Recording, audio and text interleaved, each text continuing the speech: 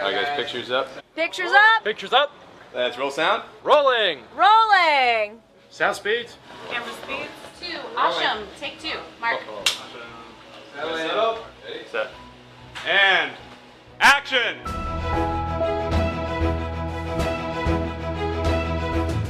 Welcome to the Penn Cinema Podcast, your behind-the-curtain connection for movie news and reviews.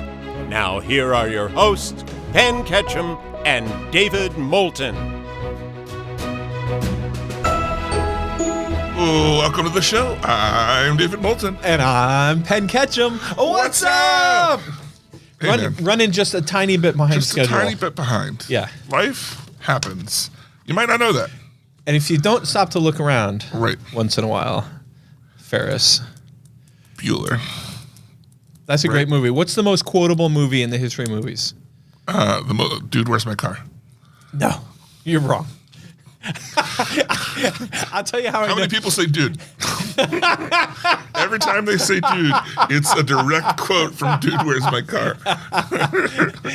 I'll tell you how I know you're wrong. Yeah. I cannot name one single quote from Dude, Where's My Car? Can you? Give me one. Dude. Dude. Okay, so that's Yeah. your bit. That's the whole bit. Well, there's this, they get these tattoos on their back that say dude and sweet, but they get them while they're drunk, and they're trying to tell each other what's it say? Dude, I know, but what's mine say? Sweet. Just goes back and forth. You know, now that I think about it, I may have even misled you. Right? Because, first of all, your point is well taken. Mm-hmm. And second of all, I don't think I ever saw a movie. It's okay. But now I want to see it just for that scene. It's one of those movies that's so bad that, like, you're watching it and you're like, what in the world? And then afterwards, you can't stop quoting it. You're watching it and you're like, what am I doing with my life? Yeah, especially now, 30 years removed from Right, it. right. You know? So we're reviewing the trailer for Tron, and I was stunned to find out the first one came out in 2010. Is that correct? Well, Tron Legacy. I mean, Tron Legacy came out. I mean, David, I don't want to alarm you. Maybe you should sit down. Hold on. I don't want to alarm you. All jokes It's never die. funny every time. I don't want to alarm you, David. Yeah. 2010 was 15 years ago. That's like a good chunk of any human being's life. Yeah, it's like, I look at the actors in it, and then I look at them now, and I'm like, they got old. They did. What happened? Not like us. Not like us. Right, we look They were exactly supposed to the stay same. just like that for the sequel. If you go back to any of our earliest episodes, you will see that we look exactly the same as we do now. That's true. Yeah. Yeah, when you listen to them, Right. You'll we see. look exactly the Right. same. But when did the original come out? Was it 81 or 82? 82. Yeah. Wow. As old as me. Is that how old? Is that when you were born? That's when I premiered. In 82. Yeah, they had midnight tickets. In 82. I was a 12-year-old trying to find my way in this world. Making my way downtown. Right. Pretty much. Oh my God. I still lived in Brooklyn at the time. Oh, snap. How old were you till you moved away from Brooklyn? Last year. 14 when I went away to college. I turned or high school. I turned 15 in the dorm. Oh. At Salisbury they School. sent you away. Yeah, that's That true. explains so much. Yeah, it's true. Well, and you never looked back. I never looked back. That's true. Yeah. Yeah. Yeah. All right, so David, I want to start off the show today with a little game because Okay. I think who wrote in? Somebody wrote in something about Trailer Master Jason. no, but who wrote in about how funny it was that you were just making fun of me for not knowing all the superheroes. Tony did. See, I told Tony you we Baloney, had. I told yeah. you we had a. That was that. Yeah, you were right. I Okay, forgot. I'll have to pull it up so we don't miss it because it's not in the notes. Okay. Tony Baloney wrote in and basically piled on with how funny it was that I didn't know any of the things. Yeah. Which let me get that. I know it's far away, but I don't want to Okay. forget to do Yeah. it later. Yeah. I gotta set this up. Let me see. While you're setting that up, I'll see if I can pull up his note. Okay, it appears to be set, so we're fine. I can get the note too. It's Okay, so anyway, everyone took great pleasure in listening to me not know the superheroes. Yeah, right. So I have a little game for you this morning. Legasp. That I think it's a fun game. Okay. I will be disappointed. Like legitimately, like when you gave me the superhero test, you were like expecting that I wouldn't know any of them. You were hoping maybe I would know one or two. I thought you'd know a lot more than none. I knew Thor. Okay, all right. But you didn't know Loki. I knew Loki, I just couldn't come up with it. All right, I'm going to give you a test. 1, 2, 3, 4, 5, 6, 7, 8, 9. Yeah. Okay. 10 out of 10. These are the drink names for the bar. Okay. Now, you and I were talking about this a minute ago, and you were like, I'm going to get 0 out of 10 because I don't know. I'm not a bar guy. I don't know fancy drinks. Right. I'm not asking you to describe the drink. Okay. What I'm going to say is we have named all 10 of our cocktails after movies. And I'm going to give you the name of the drink, and you need to tell me what movie it's from. And if you get any of them wrong, I will be disappointed. Snap. Now, some of my friends and family have, in fact, not known some of the references. So it's not like kindergarten. But for you, in particular. And Mr. Know-It-All, who does really bad at trivia. Mr. Know-It-All. No. I think you should know. I will be upset if you don't. There's a couple. There are two that you might. I predict that you're going to get 8 out of 10. Okay. But I won't be surprised if you get 10 out of 10. Okay. First one is called the Corleone.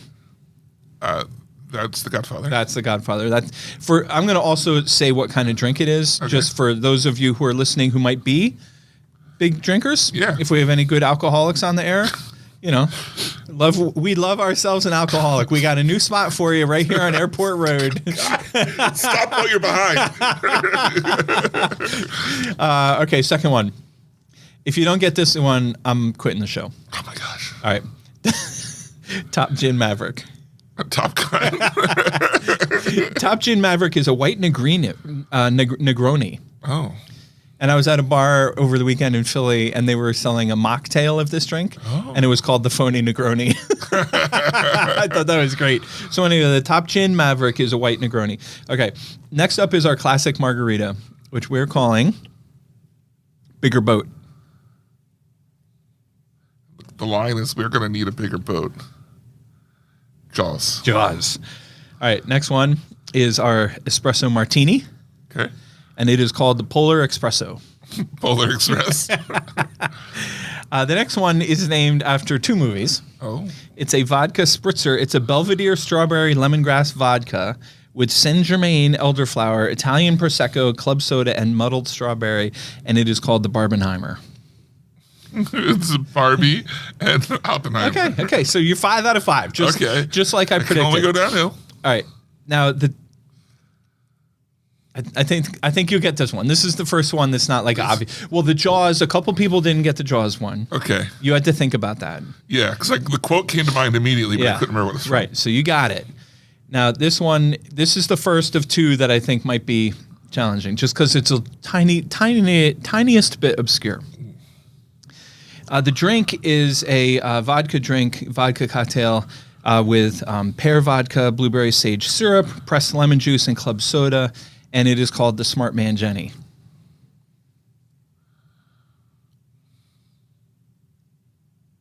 What's great about this game, while you think of this, is I guarantee you there are fans of this movie screaming it at you right now. Smart Man Jenny? Smart Man Jenny. I 100% am sure you've seen this movie.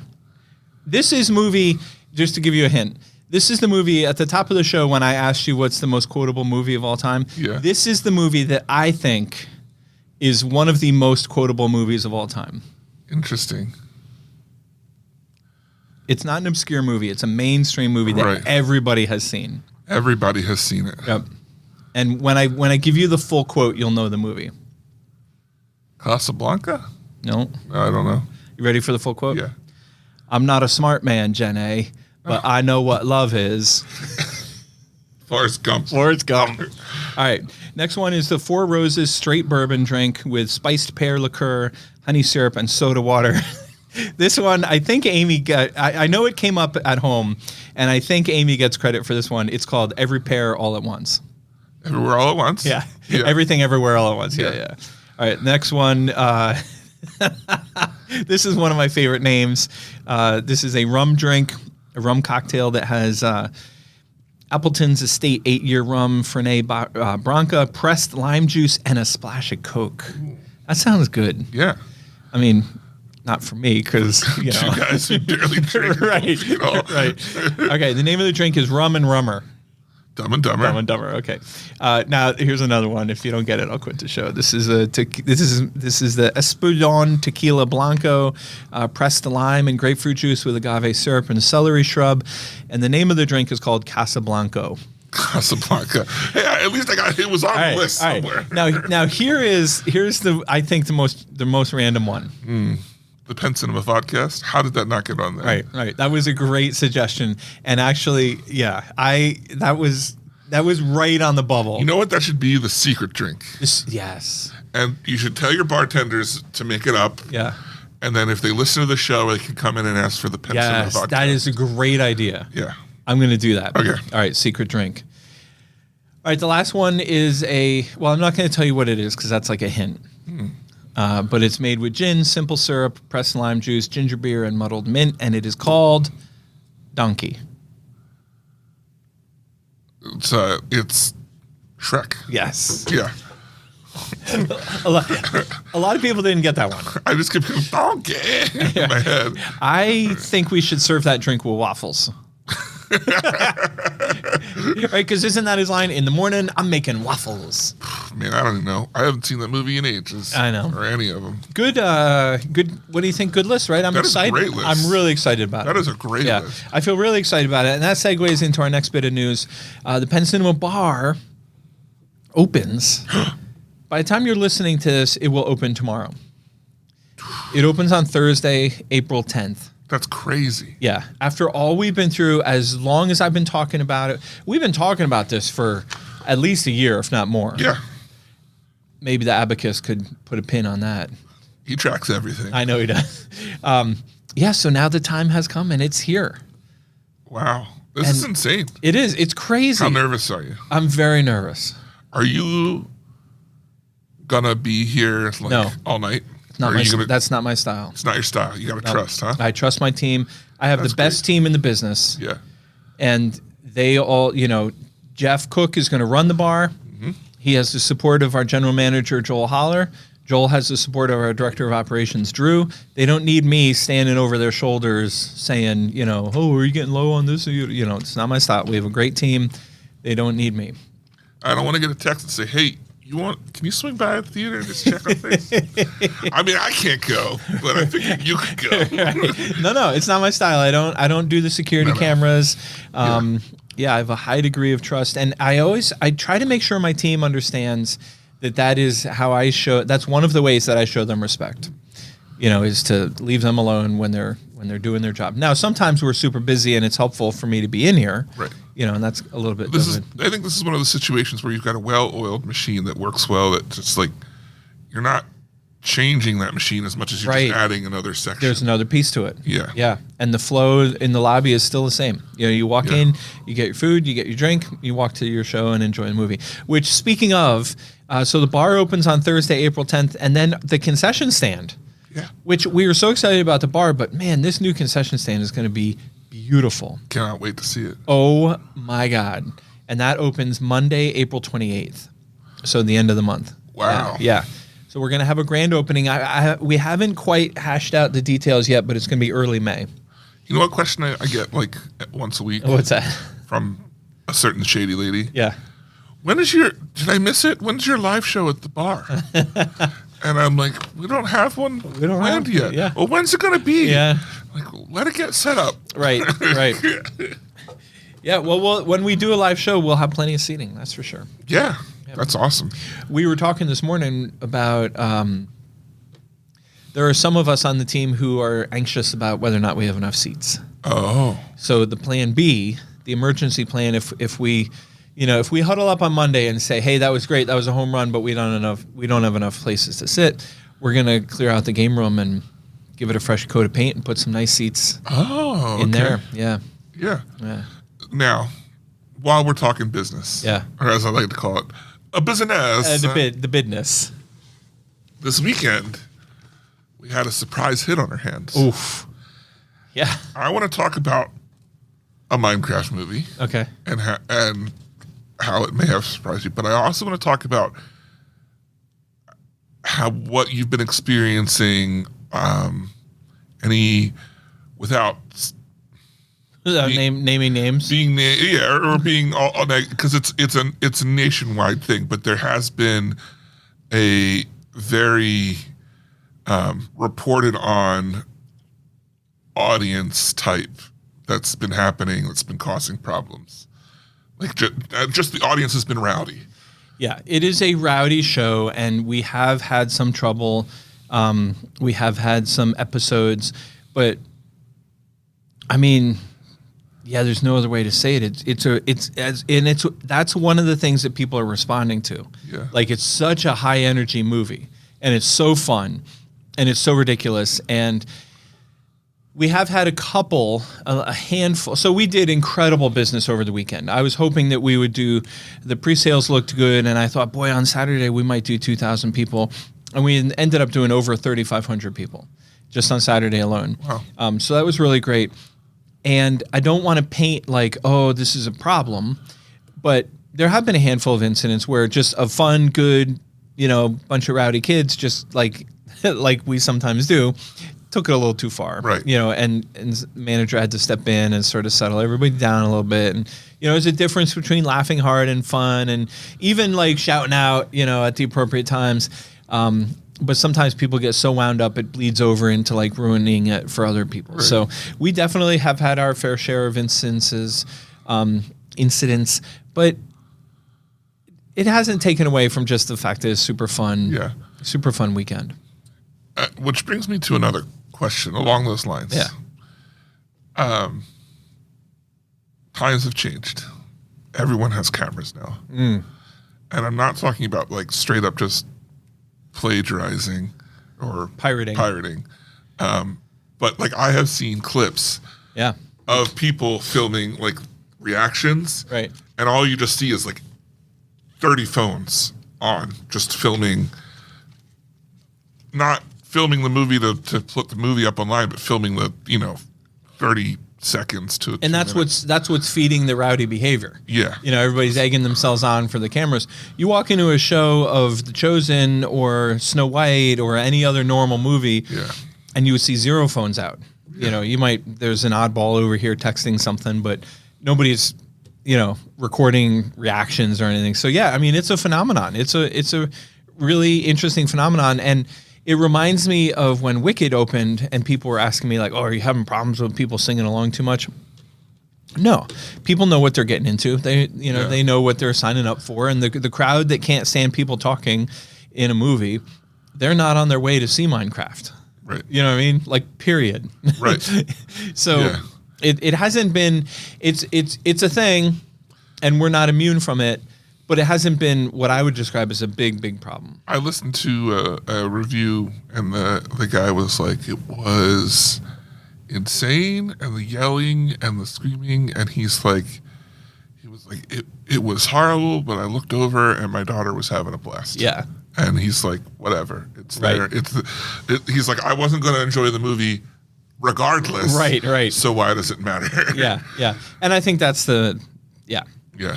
And that's what, it comes out different, but that's sort of what we're here for, is that, that experience. That's what I'm always preaching about, is you can't get that experience sitting by yourself at home. It reminds me, and I will always ask you to bring it back, but when you had The Room, that was so much fun. Yeah. And that's a movie like designed for people to yell, scream, and throw stuff. Right.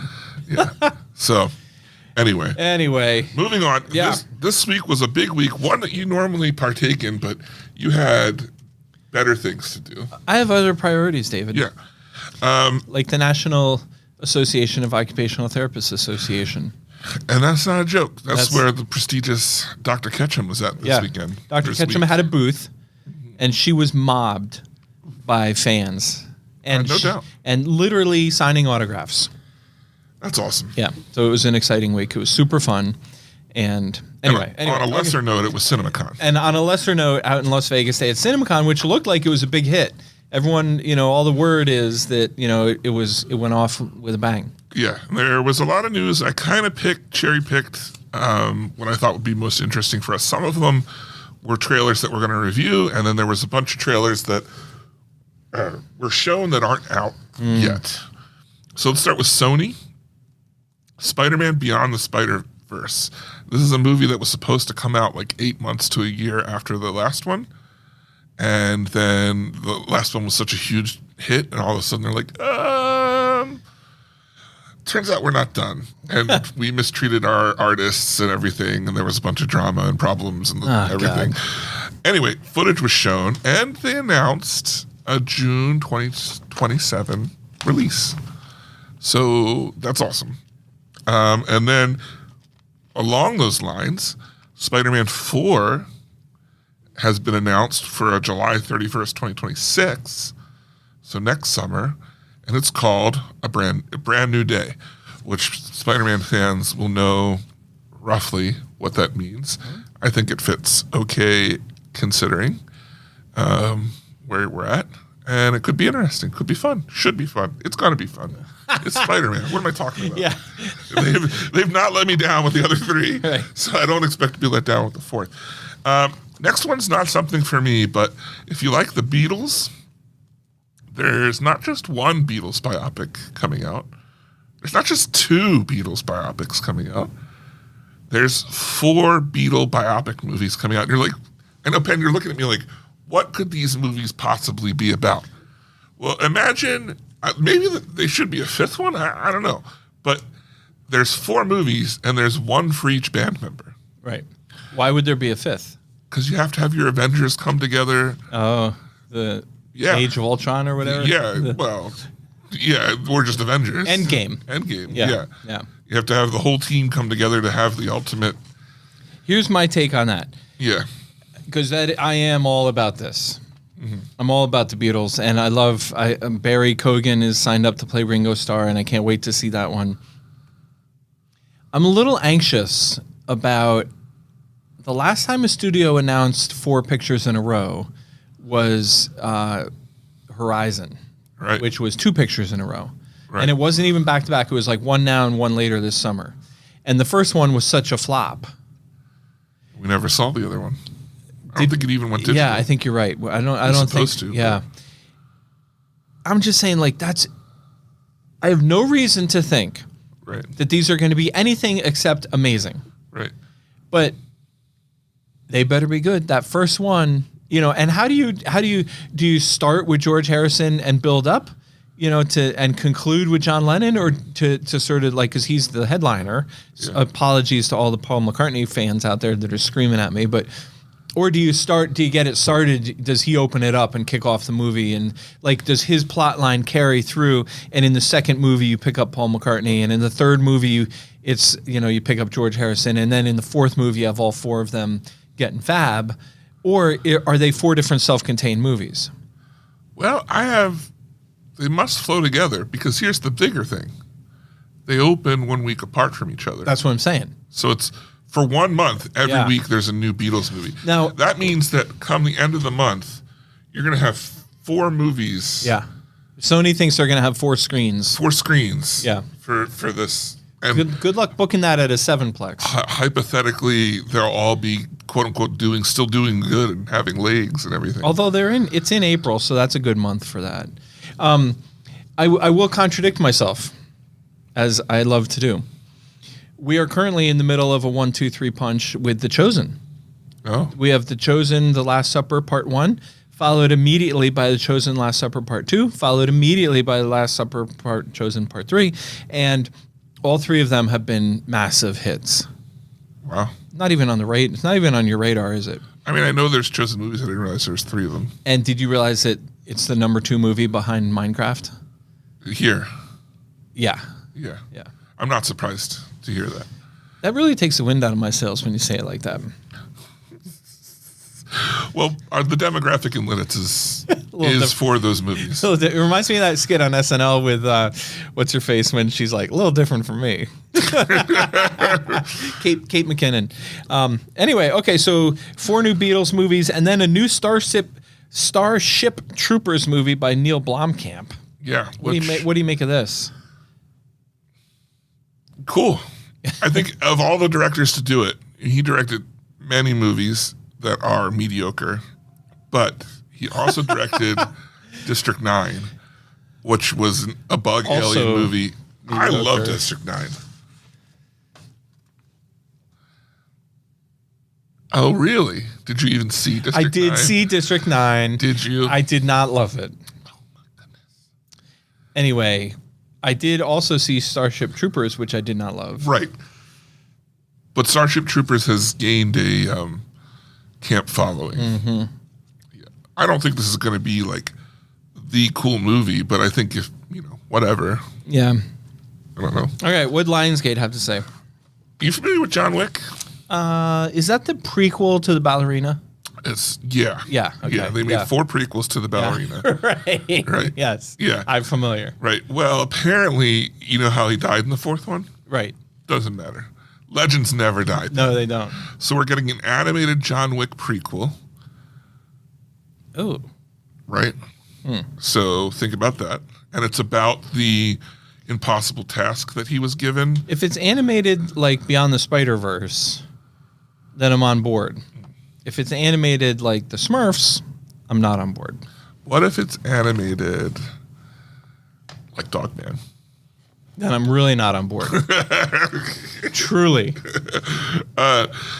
So it's about the impossible task, which is his final thing to get out that he did pre-John Wick. Then we're getting a Donnie Yen spinoff for his character that not only stars, but is directed by Donnie Yen. All I can think about is the Big Lebowski. Shut the fuck up, Donnie. Same character. You're way out of your element, Donnie. That's the true spinoff. Yeah. Yeah. You give me a spin-off I want to see. Now you're talking. And then we're getting John Wick 5. I don't follow. Well, remember how he died? Right. Well, now we're going to have another movie with him called John Wick 5. Well, he died. It was ambiguous as to if he died. It was ambiguous, so that's fine. I'm okay with the fact that he's not dead. But we had this conversation last week when we watched the ballerina trailer. I just want to sign one of those God is not dead signs, but then it's crossed off. It says John Wick. It's not dead. We talked about this last week with the ballerina trailer. And do you remember my problem? My problem was I didn't mind John Wick being a cameo or a reference point in the ballerina trailer, similar to the way Rocky is a, reference point in the Creed movies. Right. But I don't really love John Wick being a main character. You're done with the John Wick. I love John Wick. I'm a huge John Wick fan. That's great. I'm all about John Wick.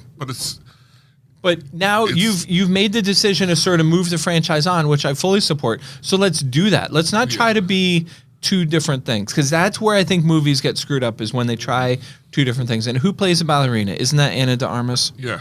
She's amazing. She doesn't need John Wick. No. But what if, just hear me out, but what if more John Wick? Oh, like John Wick 5? Like John Wick 5. Yeah, gotcha. Yeah. So the ballerina is John Wick 4.5. The ballerina is its own thing. The animated one is Featuring John Wick. John Wick 0. Yeah. And now we're talking about John Wick 5. So there will be 4, 5, 6, 7 different John Wick movies. 8, because you forgot the Donnie Yen spinoff. Oh, yeah. Featuring the blind guy that he played. Shut the fuck up, Donnie. Yeah. Also from Lionsgate, there were a bunch of trailers shown that aren't public yet. That they all sounded like things I wanted to see or that we'll talk about later. Moving on to Universal, the first trailer for Wicked for Good came out and apparently looks quite good. But they're keeping that private. Why do they keep that private? I don't know. To build hype, I guess. Yeah. So all these people, all the reporters. So I don't know, because I've never been. Penn. But CinemaCon. I don't get the reference, David. I'm just saying. David. Sometimes you need someone to carry your luggage.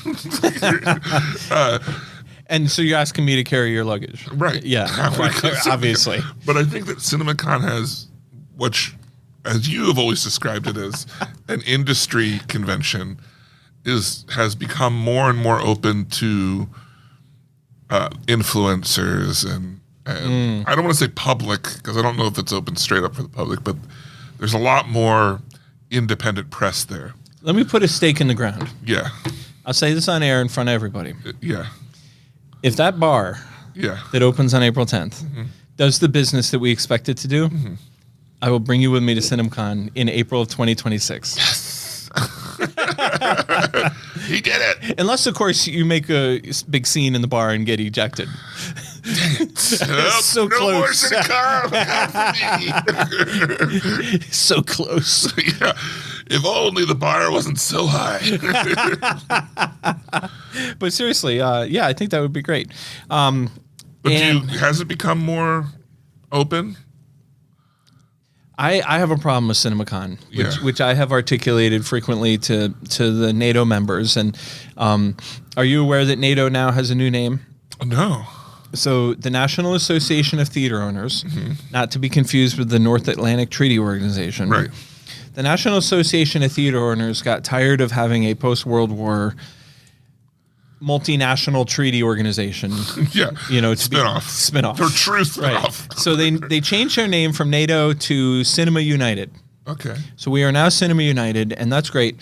My problem with this, with CinemaCon in general, is that the good people at Cinema United work so hard to talk the studios into coming and presenting their stuff Yeah. that it frequently feels like, to me, just expressing a personal opinion, Weird.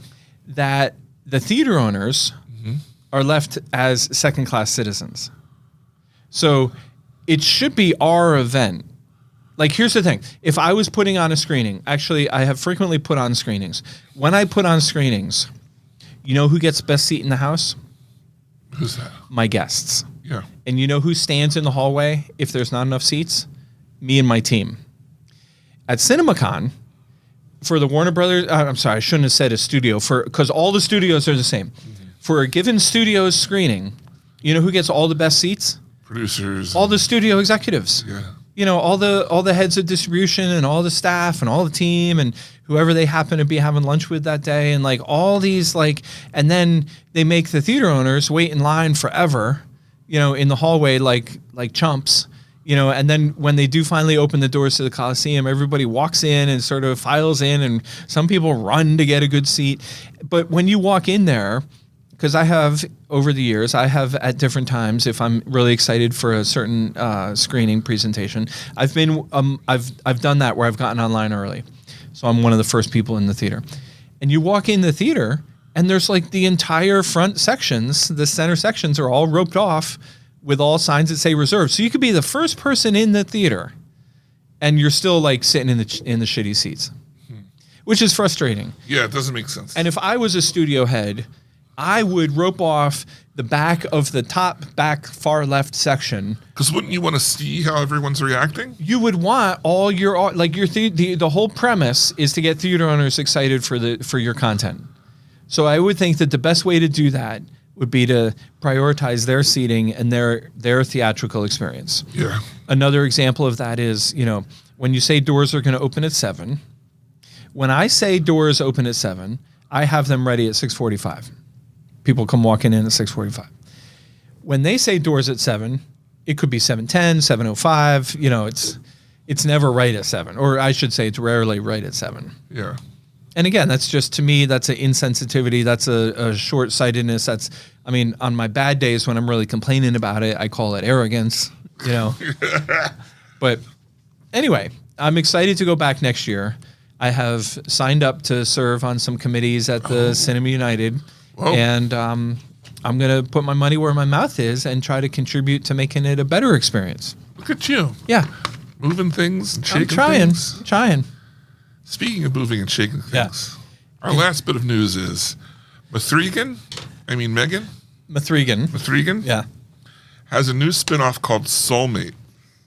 And the idea of Soulmate is man.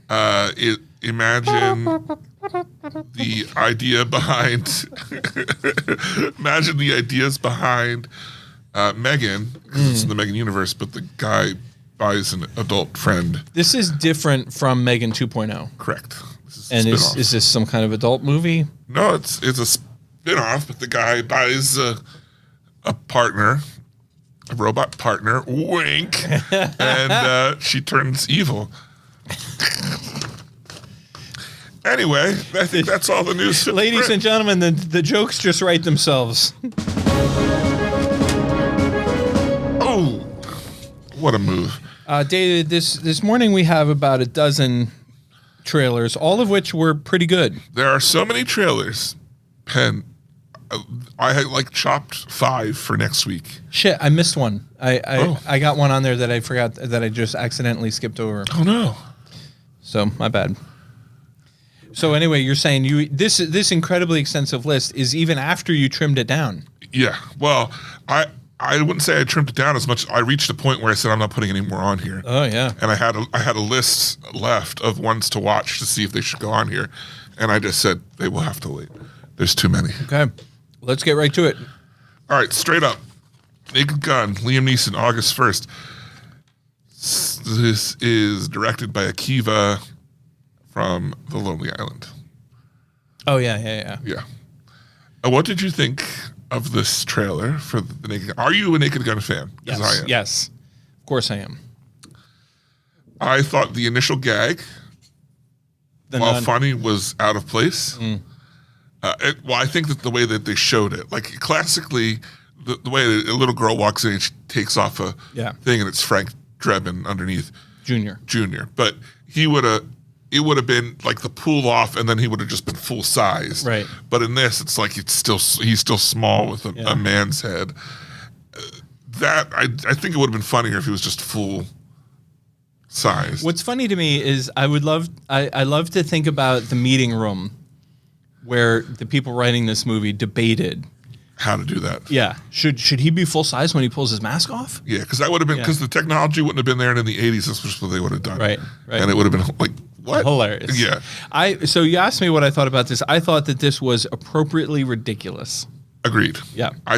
It looks not better than I expected, but right where I want it to be. Right. And I would say, and if you're familiar with Naked Gun, then take this to heart. It is in keeping with the tradition and tones and tenor of the Naked Gun franchise. Exactly. Yeah. And I like that it's Frank Drebin Jr. Mm-hmm. So it's not like they're just trying to remake the first movie or anything. I love that scene where they're all kids. They're all looking up to their dad, and they got O.J. Simpson's son, and he's like, nah. Next up, we have the Phoenician Scheme, which I have to say, on this show, we have occasionally, from time to time, complained about a certain actor playing, I would say, it's Liam Neeson playing Liam Neeson. And, the most common offender is Jason Statham playing Jason Statham. Right. I have to tell you, I was turned off by this movie because it is, Wes Anderson is awesome, and I love Wes Anderson, and I love some of his movies. But I'm like, this looks like every other Wes Anderson movie. Beat for beat. Well, the surprising thing was it wasn't a Wes Anderson trailer. Wes Anderson, because I think what happened, my hypothesis from the lab. The hypothesis. Yeah. The hypothesis on this one is that, are you familiar with the meme that happened last summer with Wes Anderson? No. Well, it became this thing that they're all the same. Oh, right. So everyone was they were either making Wes Anderson commercials from other movies, or they were everyday things, but it's a Wes Anderson advertisement. And our friends at Sochopolis did a great bit promoting their restaurant, Wes Anderson style. Right. Yeah. And I think it became such a thing that with this movie, they're like, well, we can't do that because it's a parody of itself. So it has to be different. Yeah. So in one way, the scenes were all Wes Anderson scenes and got me interested in, but the trailer itself was trying to be something else, and it didn't sell it to me.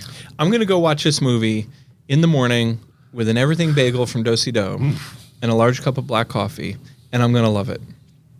But the trailer turned me off because it is just so Wes Anderson.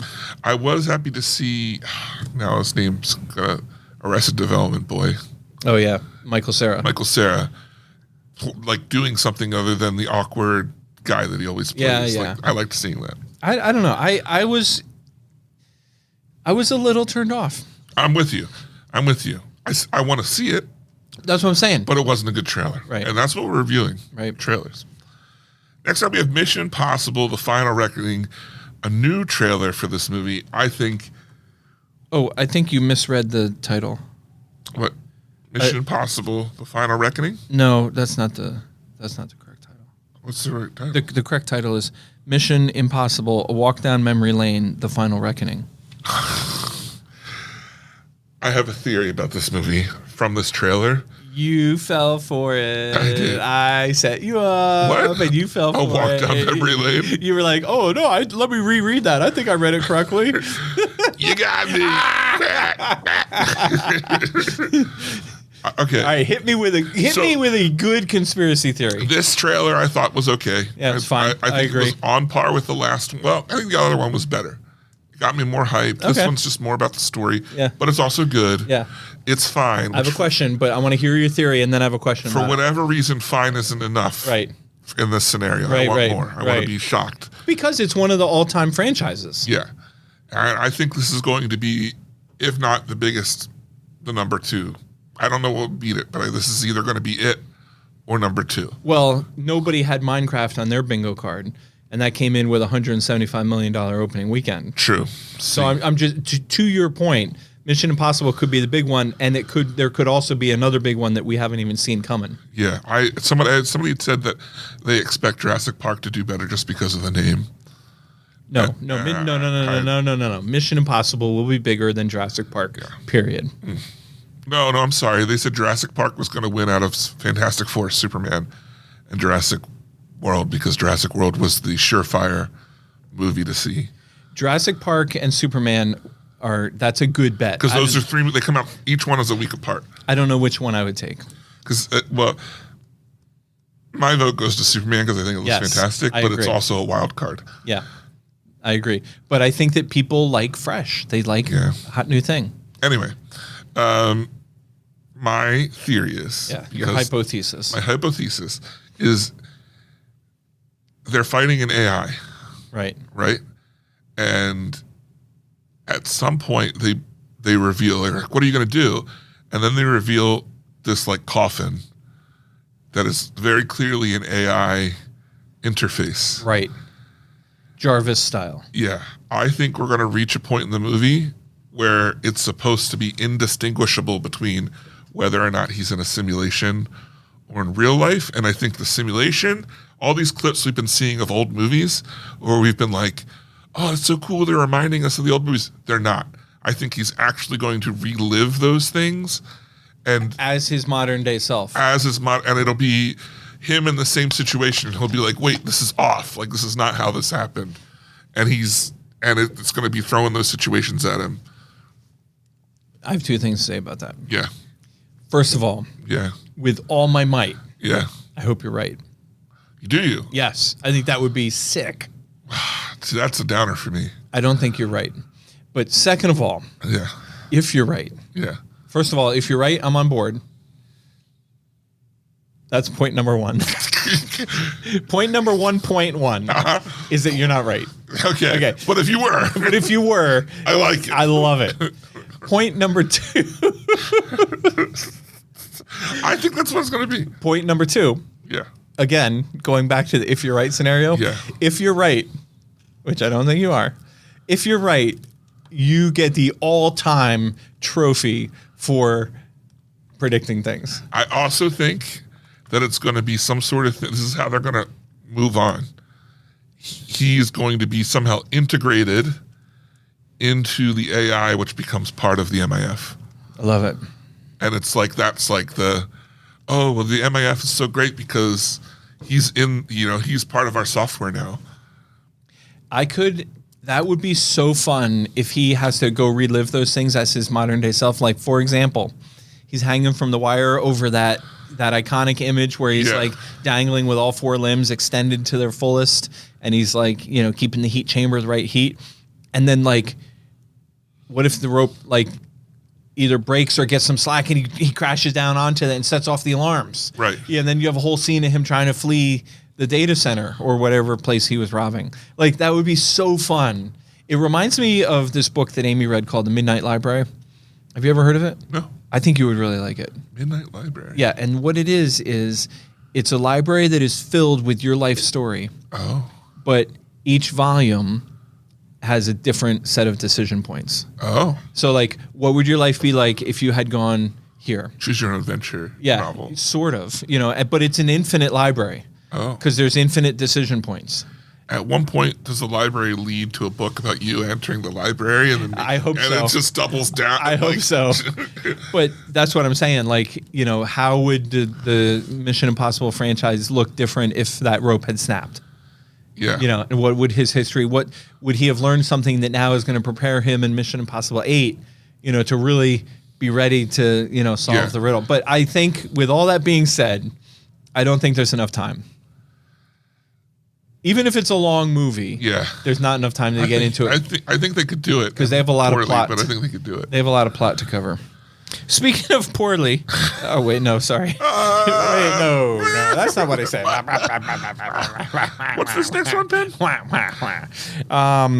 Speaking of killer movies, Five Nights at Freddy's 2.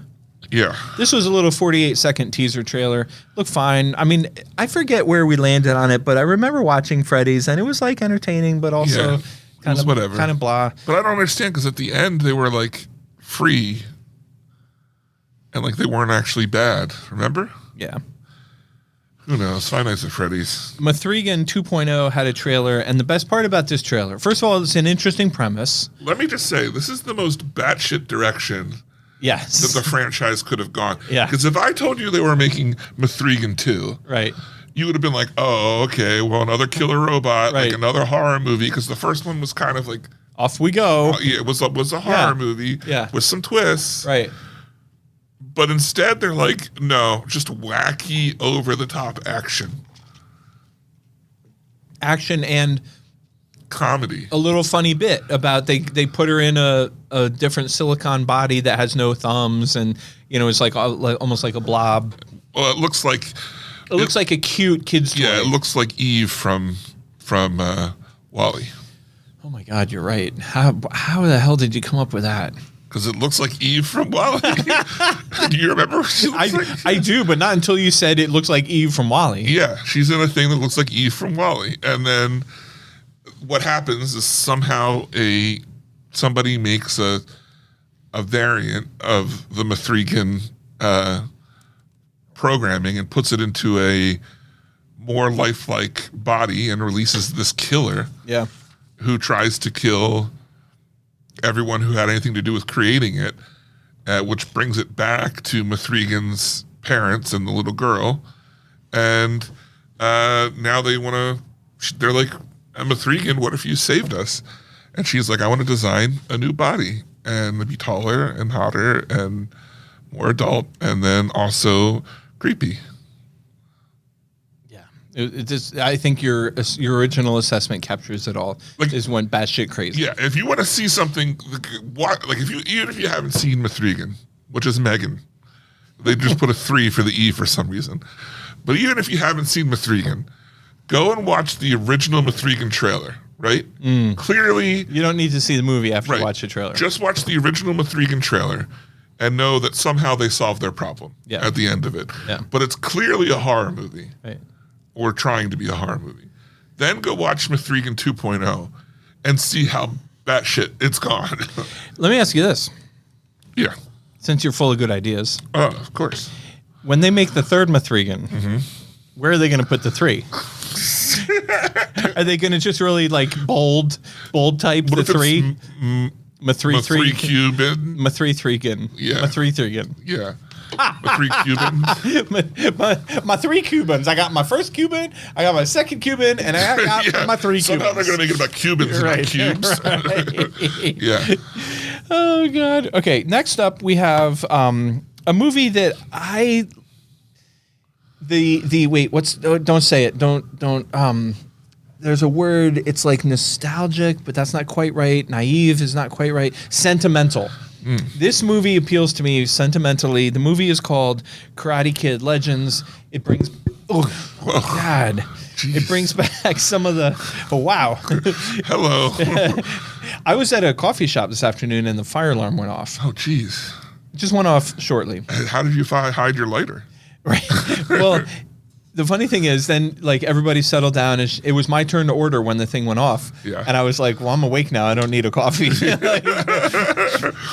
Anyway, Karate Kid Legends brings back. Am I correct? Most of the original cast, or the main players. It brings back one person from the original cast. Okay. And that's brings Ralph Macchio. And it brings back Short Round. No. Or it brings Short Round. No. Oh, who's that guy? Wow. So they all look the same to you? That's not what I said. Well, you apparently can't tell the difference between Jackie Chan and Ki Han Kuei. That's what you said. Well, one of them played Short Round, and one of them's Jackie Chan. Yeah. Well, this one has Jackie Chan in it. Who was in? Which one of y'all kicked me? Maybe he has a movie called that. But if we were staying in Karate Kid, Rush Hour. He was in Rush Hour. He was in Rush Hour. Yeah. But why is he in this movie? With the great Chris Tucker. But why is he in this movie? Who uttered one of my all-time favorite lines when he gets beat up by a gang. And then he says, "All right, which one of y'all kicked me?" But why is he in this movie? Well, he's an actor. He's committed to his craft. But why is he in the movie? To make money. To pay for his granddaughter's college. Karate Kid. Right. Why is Jackie Chan in this movie? Well, obviously Short Round was busy. Because he was Mr. Han in The Karate Kid with Will Smith's son. Any relation to Han Solo? Yes. Perfect. So it's Mr. Han Yeah. has a student that moves to LA Yeah.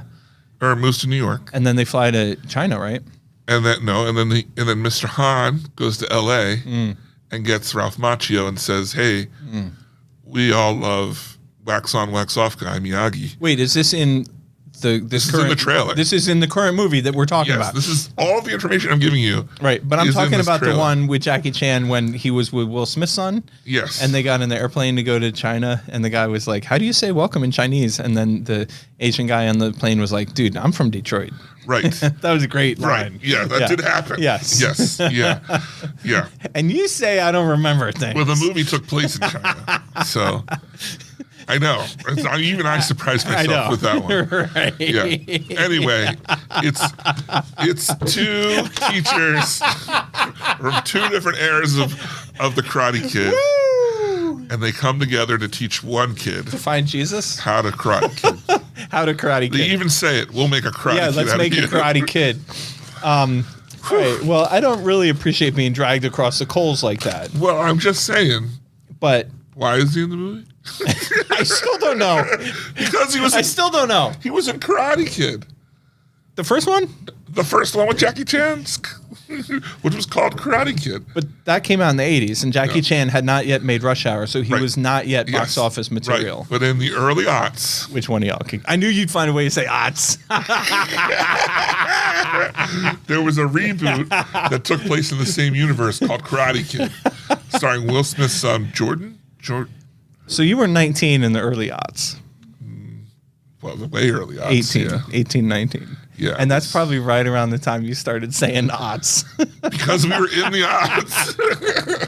Come on. That's what they're called. All right, moving on. Well, listen, can I get my review in? Yeah. Can I just say what I wanted to say? Please. This movie looks like fun. It Yes. looks sentimental, regardless of your memory of cast members. And All of them are in it. all of Remember, them- that's what you started. All of them All are the in it. previous Right. guests. Right. And I think Karate Kid Legends comes out this summer, and I think it's going to be fun. Yeah. I just hope you haven't had to watch the show because I did not watch it. You didn't watch the first Karate Kids? No, but there's been an ongoing TV series called Karate Kid about Ralph Macchio. Ralph and, Malph. Yeah, That's Ralph. That's Happy Days. About Ralph Macchio's character and the guy who was his enemy have dueling schools. What a day, grooving all week to you. That fire alarm really woke you up. Next up, we have the Hunger Games Sunrise on the Reaping. David, I say this with sincerity, I accidentally skipped over this one, so you're going to have to walk us through That's it. fine, because it was really just a title reveal. Okay. It was a super teaser. When does this come out? Don't remember. Is this a prequel or a... It is. So what this is... So no Jennifer Lawrence or Woody Harrelson? But or... do you remember the movies with Jennifer Lawrence? Of course I do. We had Woody Harrelson in them. Mm-hmm. It's about the time, because in that, Woody Harrelson was a mentor who had survived the 50th anniversary of the quarter quell, or what it was called, the quarter, whatever it was. He survived it. And that was a special one because everybody sent twice as many people or something. Yeah. I don't remember. Anyway, it's about him and him going through like an origin story? Yeah. Sort of? Okay. Yeah. Kind of like how the last one was about Snow and how he survived the Hunger Games. This one's about Hamish and how he got through the Hunger Games. Okay. Next up, we have Hurry Up Tomorrow. Okay. This is a much better trailer than the last one we saw. Remember the last one? It was like, both of us were like, I don't know what this movie is What about. are we doing? Yeah. I still don't think it looks great. I still don't know what it's about. Well, it's a guy. Maybe he's a boxer. I don't know. But then there's a girl, and maybe she's manipulating him. Here's what I did pick up on. Yeah. Correct me if I'm wrong. I think the main character is played by The Weeknd. Yes. Yes. And the soundtrack is definitely The Weeknd soundtrack. Right. And it's Jenna Ortega. Yeah, and Jenna Ortega. I still don't know what this movie is about, but this must have been a really good trailer because unlike the last trailer we watched, I watched this trailer and I thought to myself, okay, yeah, cool, I could watch this. Yeah. Not that I'm like excited for it because I don't think I'm the audience, but I thought the soundtrack was really cool. It's got me interested enough to want to know more. Oh, we forgot to talk about in Mithrigan 2.0, the soundtrack was really well done with the creative use of Britney Spears' Oops, I Did It Again. Yeah. That was really clever. But also on Hurry Up Tomorrow, I really liked the soundtrack. And so the combination of the music and the soundtrack and the score and the character reveal, even though I still don't know what it's about, all sort of comes together in the cumulative effect of Penn being like, hey, this looks like I could watch this. This looks good. I wouldn't be surprised if the closer we get to it, the better it starts looking. Yeah. Next up, we have a movie called Neighborhood Watch, which comes out April 25th. This is the worst trailer on the list. This looked like a great movie to watch at home. Yes. In fact, I debated even just nixing it, but I watched the trailer. But it's a legit trailer. Yeah. Yeah. Yep. We have to watch the bad ones, otherwise the good ones don't have any weight. Oh. You know, that's what Deep. being a critic That's is. deep. Yeah. So this one stars the guy who plays Negan in The Walking Dead. I can't remember his name. Jeffrey something. Yeah. And also, we love him, but I'm horrible at names. What's the guy who just recently started Novocaine. Novocaine. Yeah. All I can think is, but it's not Bill Hader. It's not Josh Hartnett. It's Kevin. What's his name? His name is something, but it's good. Let's move on because we're not going to watch this movie. Yeah. Well, we should talk about the premise of it. It's this guy who's totally unreliable and may or may not be hallucinating things, who's totally untrustworthy, who has an antagonistic relationship with his neighbor. The first guy witnesses a kidnapping, or so we think, and it's the story of the two of them trying to solve the kidnapping. Right. There you go. That's all you need to know. Next up, we have... When I watched this trailer, I thought to myself, ooh, this is my trailer of the week. It's called Tron Ares, and it comes out in October. And the general consensus... I saw a comment on the comments on YouTube, and it was all caps. And it was repeated like 100 times from the same comment, and it said, "Please be good, please be good, please be good, please be good, please be good." Like, and that's kind of how I feel. The big thing is Jared Leto's the main character. It looks great, and you just hope it's as good as it looks. Yeah, and a lot of people don't trust him. Yeah, and there's been a lot of backlash about that. I thought this is my trailer of the week as well. Yeah. I don't have a problem with that. I thought this was great. Yeah, it's probably the movie I'm most hyped for. Yeah. Well, after Mission Impossible Yeah. and Karate Kid. So in the Tron Ares trailer, we see characters from the grid in the real world and how real world things would interact with like the light beams and stuff. And that stuff looks super cool. And I like that it's not so fish out of water for like the programs. Mm-hmm. And it makes sense because they're programs that wouldn't necessarily act like a person would in the real world. And I also like that they made that, I don't remember what it's called, but the big like arch thing look menacing in the real world. Where we've already seen like in Pixels and other comedies where they use that and it's not, they've made it not scary, but in it people are acting scared of it and it looks intimidating. And I'm torn on the fact that it's Nine Inch Nails doing the music. I like that. I thought that made me want to go look up the soundtrack. Really? Yeah, it did. It could be amazing because it's not that I don't like Nine Inch Nails, but it's just that Daft Punk. Yeah, to me, I'm more attracted to like the high tones of Daft Punk than I am the the low distortion that Nine Inch Nails uses. Yeah. So that's not to say that it'll be bad. It's just anyway. All right, so that's our trailer week. Moving on, we have a new movie called Fight or Flight. It looks like a bullet train type movie starring Josh Hartnett, and I think it looks over the top fun like a Jason Statham movie. But even bigger. I totally agree. And my take on this is I want this movie to, I hate to like, it's not that Vertical can't make a good movie. They've made, I'm sure they've made good movies. If this movie was coming from Sony, or Lionsgate, or even like Warner Brothers, this would probably be my trailer of the week. Because I watched a Tron trailer and I was like, oh my God, this is my trailer of the week. And then I watched Fight or Flight and I was like, this movie looks like a poor man's version of Bullet Train. Yeah. And if this could be almost as good as Bullet Train, then this would be a great movie. But I just don't trust, and I don't really trust Josh Hartnett. And also the fact that they're in a plane the whole time limits the plot. Yeah. And it makes me nervous. And by the time I was done watching this, I was like, nah. Here's the thing. It looks fun. I want to see it. Right. But being in a plane, I think, how much could they do in the plane? One. That's what I'm saying. And then by the end of the trailer, I almost felt like, well, that felt long. Yes. And that was only 2.5 minutes. And how many different fights can you have in the plane? In how many different classes of seats? Yeah. Yeah.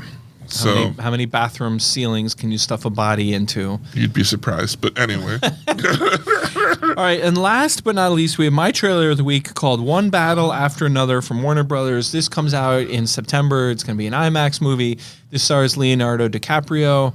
And I just think this is going to be a powerful movie. It looks like it has action. It looks like it has a risk of being a heavy plot.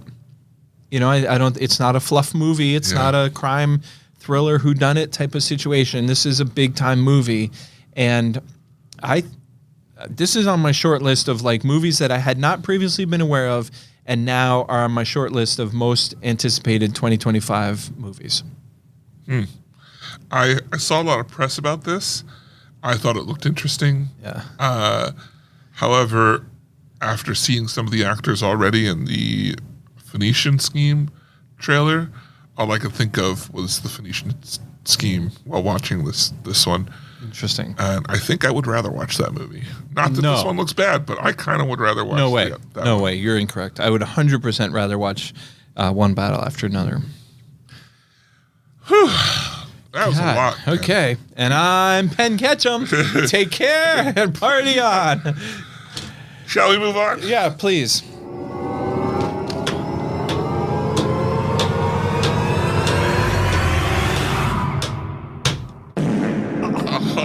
So close. So close. You were just a little early. I counted to 10. No, I was just like a half beat late. I guess I counted when you put your hands up. Yeah. And not But the trick is the count. You got to get to count. Yeah. Yeah. Yeah, that was close. Okay. Next up, David, I am sorry to report that I was not able to watch A Working Man, but I'm pleased to report I did watch Death of a Unicorn. So why don't you walk us through a little review on Jason? We hear you. We hear you and are choosing to ignore your exhalations of disapproval. And weren't you like the Working Man looks like the slow the shorter movie? Shorter was the key word there. I'll see it because it's a shorter movie. And Yeah. we had a choice to make. We did have a choice. And then you went against I the did. choice. You're 100% correct. And you were like, nah, what if I just didn't do it? What if I just mess with David a little bit? Yeah, what if I saw the better movie? Yes. Speaking of better movies, we have a movie right now called Penguin Lessons, which we watch a trailer. We have a movie called The Friend, which we watch a trailer. Both of which look amazing. I haven't had time to watch either one of them, but if you are the kind of person that you're not into Mission Impossible and Minecraft and the typical blockbusters, you got to come in and watch Penguin Lessons and The Friend, because I'm talking to some customers in the hallway who are coming out of these movies just absolutely loving them. I almost saw The Friend this weekend. I want to see The Friend. And then I saw something else, which I'll tell you later. Oh, all right. Walk us through Working Man. A Working Man is a typical Jason Statham film where he is an ex-military man. Tough guy. Ex-tough guy with a dead wife. Is he a beekeeper? No. Oh, okay. Not Secret Service ex-guy, but just ex-military Is he man. a courier? He's not a courier. Okay. He's a working man. Oh, right, of course. Blue-collar working man. Yeah. And he was at his truck, and he wants to see his estranged daughter more often. He was in middle school, but the grandfather has custody because his wife committed suicide. And he's like, man, I want my daughter back. But then his boss's daughter gets kidnapped. And they're like, what if we gave you all this money to go find her daughter? And he's like, I don't do that anymore. But then then the lawyers are like, there's no way you'll ever win custody of your daughter because you don't have enough money. So then he goes back and he's like, no, maybe I will go get her. Now that I think about it. Now I think about it. And then he goes and gets her. And Does chaos ensue? he starts taking, like, she was taken by someone who's who's connected to the mob through family but isn't the mob. But then he mistakes that as mob connection and just goes through the mobs. Now it's a war with him and the mob, even until he finds the guy that he's actually for. It's like a up the family tree and then over one type thing. And so like a family jungle. Yeah, and so it kind of becomes like a Baba Yaga thing with with John Wick, where the mob is like, I get that. maybe we just let him go at the end. Yeah. Like, we have to choose. It'd be better for us to just Baba Yaga. Yeah, just to let him go. It's fine. It's colossally fine, and it feels like it's forever long. Even though it's specifically a short movie. Yeah, that's what I thought at the end. I was like, I thought this was supposed to be short, but I'll tell you an interesting fact from the business side is A Working Man has legs. I mean, it's holding up pretty well. Theater was pretty well. Yeah. Not as packed as another movie I saw. All right. Bring us in on that. Well, I can't review it because I think we're reviewing it next week. Ah, gotcha. I didn't realize that I went to a secret early showing. An early showing. Just someone was like, we should go see The Amateur tonight. I said, oh, okay. I didn't think it opened until the 18th. I didn't even think about it. I was like, why didn't we talk about reviewing that? Yeah. And then we walked out and I saw on the sign, I was like, oh, it's a special showing. Yeah. Yeah. Only at Penn Cinema. The theater was packed. Yes. And I was front row. Like, oh, shit. Packed. Front row. Because I showed up thinking it was just a regular, I didn't realize, and so I didn't, wasn't prepared.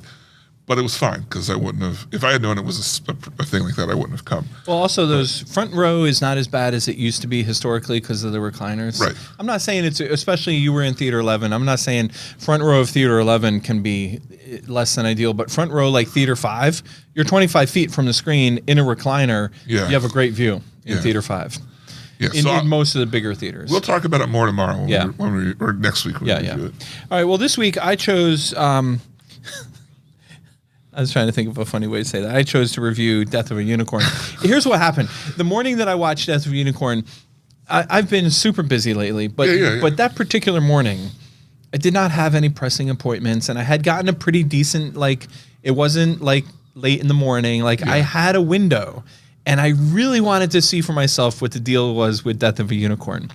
And it was funny because I put it on, and I had my bagel and my coffee, and I pressed play. I want to say it was like 7 o'clock in the morning, maybe 8 You have a o'clock. good schmear on that bagel? Yeah, I got some schmear on it from Do-Si-Do. And anyway, I'm watching the trailers, and the movie starts. Yeah. Like just the initial slide, the opening screen. And in comes Goonies Jason, who had the exact same idea that I did. He goes, I was planning to watch this movie too. I said, well, come on in. Nice. Let's watch a movie together.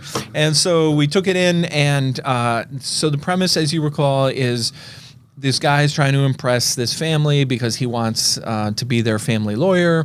And on the way into their compound, they live in the middle of their own nature preserve. He hits a unicorn. And the only part of the movie I didn't like was the one scene where there's a brief period of time where him and his daughter pick up the unicorn and put the dead unicorn and put it in the back of their car. And he's trying to hide this from the family. But of course, you can't just kill a unicorn by running it over with your car. So of course, the unicorn comes to life and chaos ensues. Yeah. This movie was amazing.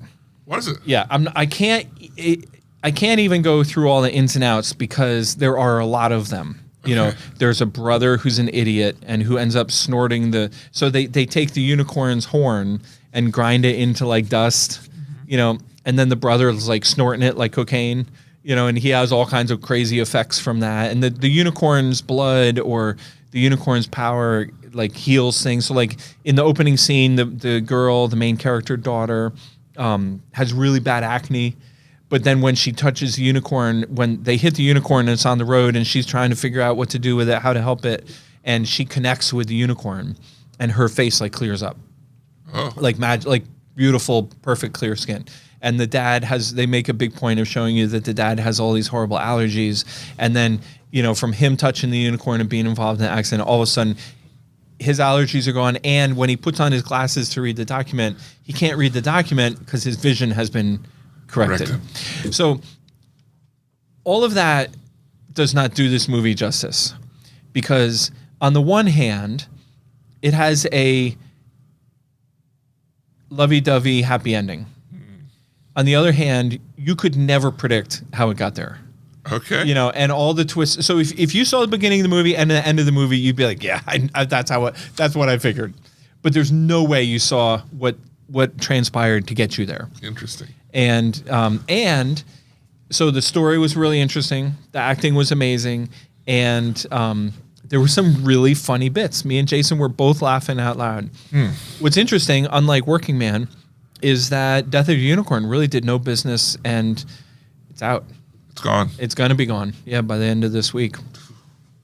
Bummer. I was saying maybe I'll watch it this weekend, but it's not going to be. Yeah, I mean, you could drive down to Wilmington. We're holding it as a favor to A24. We're holding it for shows in Wilmington. But I don't understand why it didn't connect with people because it had a great cast and it was a really good movie. And somehow their marketing team just straight up missed. Maybe they were overworked because they're busy promoting Warfare. I don't know. I don't mean that in a disparaging way. I mean that as a factual, like... It was a movie I heard a lot of buzz about up till about a week before it came out, and then all of a sudden it just dropped. Up until it opened, and then... Yeah. Anyway, all right, so David, what's your conclusion on Working Man? I'm going to say... best movie I've ever seen. Good, because... I'm glad to hear that, because it sounded like your review was... It was what you thought it was going to be. Yeah, I had a good time. And there were some parts that were like hilarious. Yeah. Because they were bad. Right. And there were some parts that were fun because they were fun action. Right. And I left satisfied. Yeah. So I'm going to give Death of a Unicorn best movie I've ever seen. On Letterboxd, I gave it 4 out of 5 stars. The only reason I didn't give it a 5th star is because it wasn't what I would call like inspiring or, you know, like it didn't give me something special to think about or improve myself or reconsider a preconceived notion or anything. Not like listening to an episode of the Penn Center That's podcast. what I'm saying. Yeah. That's what I'm saying, obviously. Yeah. And so next week, David, we're going to watch The Amateur. Yeah. Can't wait. I'm really excited for this movie. I'm glad you are because I think you'll enjoy it. Yeah. All right. You ready to move on to listeners' feedback? questions, comments, and so forth? I thought you'd never ask. Do we want to start with Tony Baloney? Sure. Okay. Now, I want to say a big thanks to Frodo, who always comes through when we need her, even when we don't realize she was... Wait, no, that's the wrong one. Even when we didn't realize she was the hero we need. And she said, hey... What's that from? What? What's that from? When we didn't realize she was the hero we need. Right now. That's Batman. Oh. Yes. Thank you. You are right. You were subliminal. You were like, subconsciously. I'm trying to remember what she said. Yeah. Oh, right, and get it ready. Right. What, are you doing something? No. And she's like, yo, heard that you had an issue with a theme song for the one and only Tony Baloney. I'm doing something over here. I'm trying to work. Yeah, come on, Penn. Comedy doesn't just happen. And she said, no worry, fam, I got you. Yeah. Like always, like she always does. Yeah. Here's our new intro for Tony Baloney. Yeah, are you ready? I'm asking a listener. Oh, it lost connection. Hold on. Hold your horses. Let me make sure I connected it before. And let me tell you, if you think you're ready for this, if you answered yes, that was the incorrect answer. Should be connected. All right. If that isn't a bunch of baloney, why did I just bring 2 pieces of bread for lunch? One more time. If that isn't a bunch of baloney, why did I just bring 2 pieces of bread for lunch? What is that from? Did she tell us? No. Oh, so good. I feel like I've heard it before, but I can't. It sounds like It's so like good. that one comedian. I can't remember his name. He was in. I don't know. It's not from this because it's the wrong voice, but it reminds me of something you would hear in The Naked Gun. Yes. Right? So Tony Baloney writes in, he says, so there I was minding my own business listening to the Penn Cinema podcast, although I was not really minding my own business. To the delight of my ears, I listened to David try to prompt Penn about superheroes in an upcoming movie. I harkened back to the days of Abbott and Costello in the skit of Who's on First. The best part is you could tell it was totally organic in nature. Penn with his pew-pew and Father David trying to test Penn by giving not so subtle hints for each one. As each one was guessed totally wrong, I could hear Penn's confidence shattering, ending with the culmination of David plowing through each hero because he felt Penn needed to know these. You totally captured the parental moment of a dad questioning his son to see if he did study for his social studies test, only to find out that the son was secretly reading Playboy magazine in his social studies book. Keep doing what you do. So you've talked to my teachers from Salisbury. Yeah. Yeah. Yeah, I mean, the fascinating thing is you don't see a whole lot of parents that are 12 years younger than their son. Yes. You don't get that a lot. No. All right. Also writing in this week, we have Chris Hollow Productions. Oh, we could just call him the Big Lie. Chris Hollow The Productions. Fabricator. The Fabricator writes in, lads, the jig is up. The tale of Connor O'Connor. For our listeners who might have missed last week. Right. First off, how dare you? First of all, how dare you? Yeah. Secondly, straighten up your life. Secondly, straighten up and fly right, bucko. Yeah. Buster. Buster Brown. Get up, get down, Buster Brown.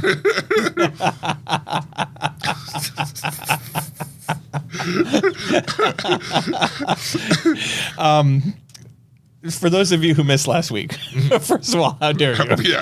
Secondly, straight up. And fly right. Yeah. Get up, get down, Buster Brown.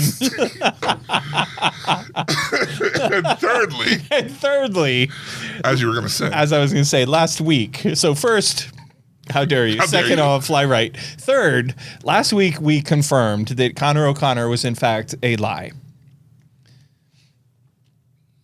I can't tell you how many people I saw fainting on the street, and that's how I knew they were listening to the episode. Right.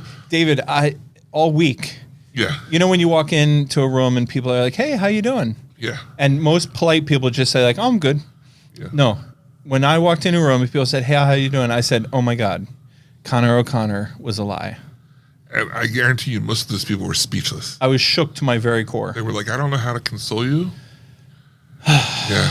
I didn't tell my kids until I saw them in person. Thank goodness. Yeah. They probably couldn't handle it. Yeah. So the Big Liar writes in and says, "Lads, the jig is up. The tale of Connor O'Connor has come to an end." Oh, I was also accused, I think by Marley, of my Irish accent. She said is the same as my Dutchy accent. What? That's weird. That's I can't. No. No. First of all, how dare you? you? Second of all, straighten up. Fly straight. Up, down, Mr. Brown. Third of all, last week we found it was lie. Yeah. Fourth of all, this week we found out that my Irish accent sucks. All right. The Big Liar writes in and says, "Lads, the jig is up. The tale of Connor O'Connor has come to an end." Fun stuff. It was a good run. What started as a one-off over-the-top bit of pranking became something more fun than I had anticipated. I kept waiting for one of your actual Irish listeners to write in and refute the obvious caricature that was Connor, but in the end, they were as silent as a fart on a first date. That's a good Connor O'Connor line right there. Hasn't been on any of my first dates. Right. And I was forced to either show my hand or continue to catfish my favorite local movie podcast. Now, maybe now one of them can show us all a true Irishman. Thanks for laughing, guys. All right, I have a couple questions. I have a couple problems with this note. What's your problem? First of all, Oh, there's more to it, by the way, on the next page. all right. But it's not. It's about cocktails. Is it on the aughts? Okay. Yeah.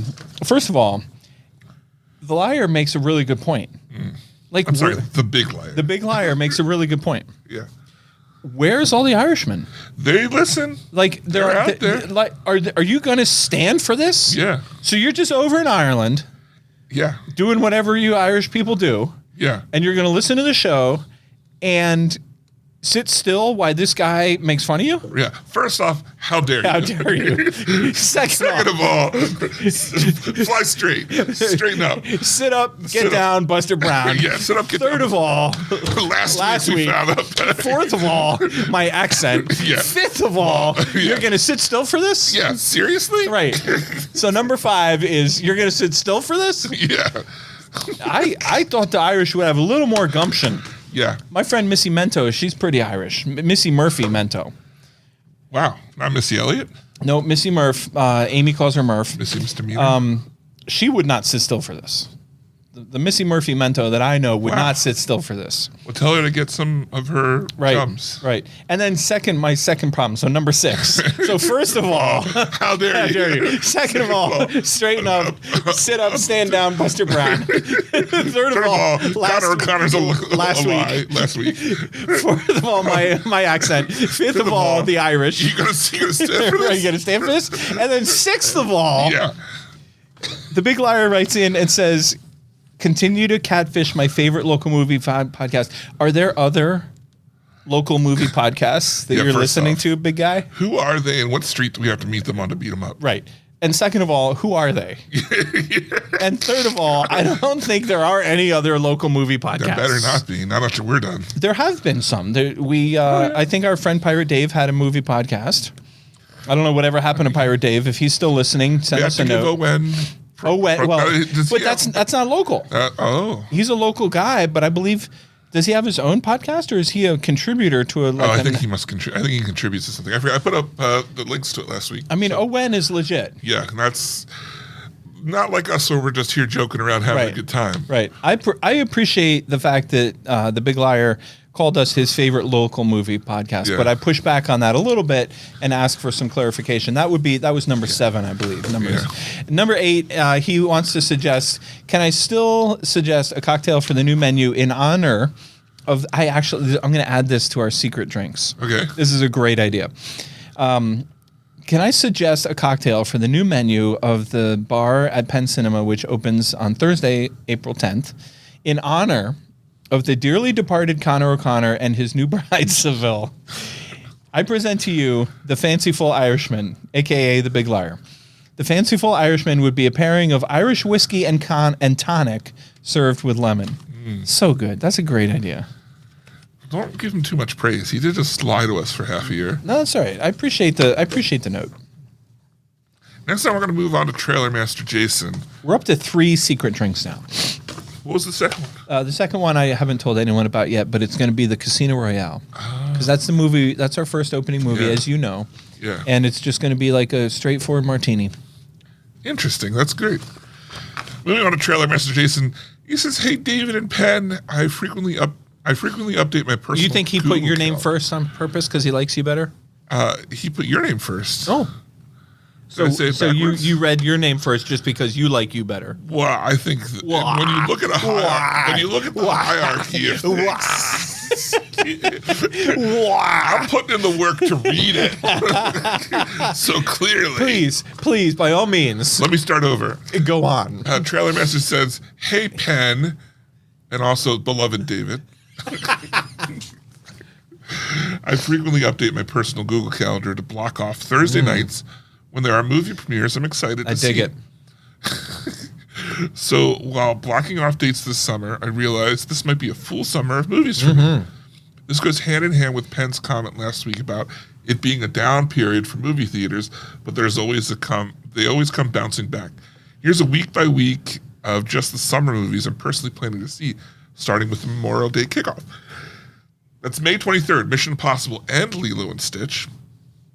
May 30th, Karate Kid Legends. June 6th, John Wick Ballerina. June 13th, How to Train Your Dragon and Materialist. Glad to see that on the list. Yeah. June 20th is LEO. June 27th is F1. Oh, F1. July 4th, Jurassic World. July 11th is Superman. July 18th, maybe the Smurfs. I don't know. August 1st is Bad Guys 2, and August 8th is Freakier Friday. He says, so the one breather room for me may be July 18th. Either way, it's awesome to see a new big movie every single week, going to be a fun summer. Amen. Also, with the single biggest news to come out of CinemaCon last week, that Payakan is coming back for Avatar: Fire and Ash. It made me realize that I had been slacking on my job, keeping you aware of the countdown. So, just as a reminder, we are 256 days away from the release of Avatar: Fire and Ash. Tell your friends. Excellent. Never have I been more happy to not have friends than in this situation. All right, David, Yeah. what's with you? Well, not much. I did see The Amateur, which we talked about earlier. We'll talk more about next week. And Daredevil Born Again. It was a pretty low-key week. Yeah. I also had a pretty low-key week. The fam and I are watching Extracted. Amy and I are watching White Lotus, but we're not all caught up, so we're a few weeks behind everyone. Yeah, it's over now. Yeah, and I've been trying really hard to avoid spoilers. Oh. But you're not a White Lotus guy, right? No, I'd like to watch it, but I don't. It's You not got on the Yof plan. It's not the Yof loaf of Yof. Yeah. All right. Well, next week we'll be back with The Amateur. It's been a long one. It's been fun. We laughed. We cried. The Mystery Gobble is crying even more. So, look, if you want to be a part of the show, the best way to do that is like the beautiful people this week, and email us at podcast@penncinema.com. That's our new email, podcast@penncinema.com. But if you want to be a part of the show, Penn, what's the number one way you can support us? If you want to support the show, Yeah, sorry. the best way to support the show is to be like Goonies Jason. Yeah, and order at And wear your This Is My Penn Cinema Podcast t-shirt on vacation at Disney World. yeah. My guy's down there doing his part. He is. I fully expect to see a bunch of Orlando downloads this week. There's no doubt. Shout out to Jason, and I hope he is having a fantastic, Yeah. well-deserved vacation. And say you can't make it to Florida. If you're not in Florida or you can't make it to, or maybe you weren't invited to go on vacation with Jason for some That's weird weird. reason. Eighth of all. He's the ball. Why wasn't I invited? First of all, how dare you? Second of all, I can't, that's what up, down, Charlie Brown. second of all, straighten up and fly Straighten up and right. fly Sit right. down, stand down, Charlie Brown. Third of all, Third of all, last week, Connor Connors, Fourth of all, my accent. Fifth of all, the drink. the drink. Yeah. Sixth of all, local podcast. Local podcast. Seventh of all, whatever we were just now saying. Yeah. Why weren't they invited? Why weren't you invited on vacation with Jason? And Yeah. eighth of all, why can't we remember the whole list? Yeah. Who came up with this bit? Yeah. But look, if you can't make it out there, Yeah, if you you're not can always invited- come to the bar. Come to the bar, tell a friend how And much order- and order a vodcast. Penn Cinema Podcast. Penn Cinema Vodcast. Or you can tell a friend. Tell a friend. Yeah. All right. Once again from the Penn Cinema Podcast. All right, David. And I'm Penn Ketchum. Take care and party on. Thanks for joining us this episode. Our hosts would love to hear from you. To contact the show with your thoughts and reviews, email podcast@penncinema.com. This podcast is a production of Penn Cinema.